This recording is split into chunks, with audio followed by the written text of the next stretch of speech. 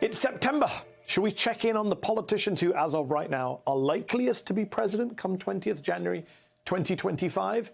There's Donald Trump. He's holding meetings on golf courses without any golf clubs while facing a criminal investigation, and he's posting through it on social media, spitting mad about his election-denying ally, the My Pillow guy, getting his phone seized by the feds at a Hardee's drive-thru.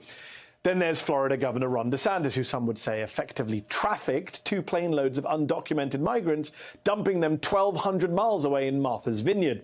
And when Dylan Fernandez, the state representative for Martha's Vineyard, started tweeting updates on the status of those undocumented people, including kids, saying islanders were coming together as a community to support them, he got a reply from Christine Pushaw, the former DeSantis spokesperson who now works on his re-election campaign, quote, "There may be space at the Obama's mansion for a few dozen illegal aliens. Maybe go check on that."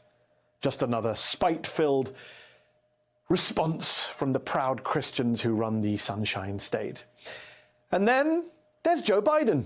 What has the sitting president been up to this week as the top Republican candidates for his job were working out their id impulses? Just helping to broker a deal between railroad companies and their workers to avert a strike that could have paralyzed the country. Today is a win, and I mean this sincerely, a win for America. This agreement is validation of what I've always believed. Unions and management can work together for the benefit of everyone. I know you're probably thinking, who better to tackle a railroad labor dispute than noted train lover and longtime Amtrak commuter Joe Biden. But this was an especially tough case. Talks had gone on for 2 years and they stalled after rail workers sought more time off and flexibility in their draconian schedules. But according to NBC News and a source familiar with the talks, Biden brought the parties together in a, quote, crucial call Wednesday night to get a deal done before a strike deadline on the weekend. And according to the Washington Post, 3 of Biden's cabinet secretaries, his top economic advisor and his chief of staff, were involved in the talks on an hourly basis. The result, announced late Wednesday night, was a tentative agreement that would give rail workers their biggest wage increases in 4 decades, along with annual bonuses and guaranteed days off. The union still has to vote on it, and it is a compromise bill. It doesn't give them everything they wanted. You don't have to like everything in this deal, but it serves to highlight perhaps one of the key differences between the men who want to be president in 2025. Joe Biden is trying to govern. His Republican opponents just want to troll. Joining me now is Peter Goodman, global economic correspondent for the New York Times, who's been following the railroad labor dispute closely. He's also the author of the book Davos Man, How the Billionaires Devoured the World. Peter, welcome back to the show. There's a lot to like in this tentative railroad deal, especially bonuses and pay increases. But rail workers were seeking a less punishing work schedule. And on that front, they got a single additional paid day off. They can also take time off for routine doctor's appointments without being penalized and would not lose attendance points for hospitalizations and surgical procedures. These are pretty basic and minimal gains. 1 extra day of PTO. They don't get fired for seeing a doctor. Is this America in 2022 or Victorian England? This is very much America in 2022. I mean, it's true that this is a big deal because the alternative was a potentially crippling strike. I mean, at a time when we're worried about soaring consumer prices, we're worried about continued disruptions to the supply chain, and forget the wonky talk. That's how people get stuff.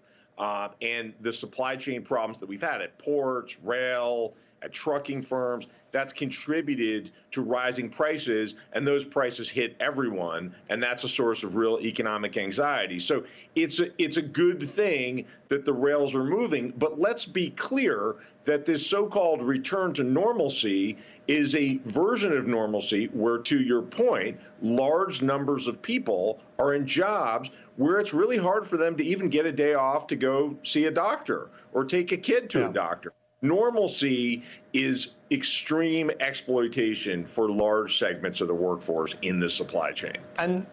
And there's a financial reason for that. Earlier this week, you reported on how rail companies have been cutting jobs in recent years. But at the same time, you cite one Biden administration official saying, quote, the 5 largest railroads had spent $114 billion to buy back their shares, a course of action intended to boost stock prices rather than using that money to bolster their routes.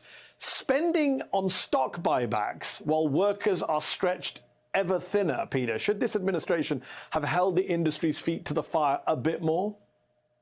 Well, we could get there from here. I mean, that was the chief regulator for the railroads. We're talking about the head of the Surface Transportation Board. This is an issue that goes far beyond rail. I mean, this is a central issue in the American economy writ large, that you have companies, and we've seen this during this supply chain disruption, that have slashed their inventories. I mean, the term of art is just in time. Instead of spending money to stick things in warehouses in case something goes wrong, why not just pay bonuses to executives, hand money to shareholders through share buybacks and dividends? And, that all works fine until something does go wrong, and then we discover that our systems are really stretched thin. In the case of rail, their version of just in time was something called precision scheduled railroading, which was an opportunity to lay off roughly 20% of the workforce in the 5 years before the pandemic. And people had to move more and more cargo with fewer and fewer resources. They cut things like locomotives, and the railroads were really inclined to hold the line on things like paid sick leave while they were catering to the shareholders. That's the story of the American economy. The shareholders are gratified, and the rest of us pay the price. Catering to shareholders, indeed. Now, Joe Biden on Thursday gave much of the credit for this agreement to Labour Secretary Marty Walsh, who's the first Labour Secretary in decades to be a union member himself. Walsh presided over these negotiations. But a lot of people are going to wonder, how much of a role did Joe Biden play in this, both substantively and in terms of setting the mood? Well, he clearly seems to have been pretty engaged. I mean, this was a tough spot for President Biden. I mean, this is someone who answers to labor. Labor is certainly a core Democratic Party constituency. They mobilize, they get the vote out, they make campaign contributions. And Biden has said repeatedly, I'm the most pro-labor president of all time. On the other hand, he does not like the thought of going into November's midterm elections, having to continue to talk about inflation, and the supply chain problems are a significant driver of inflation. And had we seen a rail strike, had we had continued disruption on the rails, we would have inflation getting worse. So Biden was caught in the middle of that. He clearly was very eager for a deal, and we've still got to wait to see whether this deal is going to win the votes of all the unions that have to ratify it. But it's certainly a positive for Biden that he wakes up this morning and gets to celebrate this deal. And Peter, as someone who covers the ins and outs of policies, do you even have anything to cover on the Republican side these days? I mean, Democrats are hammering out infrastructure, spending bills, labor agreements. You can like them, not like them, but they're doing it. And the GOP seems to have no policy platform unless it's own the libs or raise donations. Well, I mean, this has been a winning strategy now for decades, right? When you've got control of the government, you use it to divvy up the bounty to your constituents, the donors who finance campaigns, and various special interests that are usually at the center of big business. And when you don't have power, when you're in the wilderness, then you mostly try to stop anything from happening, try to stop any spending from happening, deals from happening, and in the resulting damage, you blame the other guy. And that's worked pretty well for the Republican Party, and we'll see if it continues to work. But, Peter, when you have a specific issue like inflation, gas prices, and you have the Republicans literally running on that issue, we're going to do something about inflation, the job of people in our industry surely is to stop every Republican and say, OK, what is your plan? What are you going to do to tackle inflation that Joe Biden's not doing? Yeah, I mean, I take your point. These are times where, let's face it, most people are bereft of solutions for inflation because the inflation problem goes far beyond Congress, the White House, the United States. I mean, nobody's got a lever to pull to get Putin out of Ukraine. That's a source of inflation. I mean, in terms of the big picture, rising energy prices we've seen this year, disruptions to grain supplies.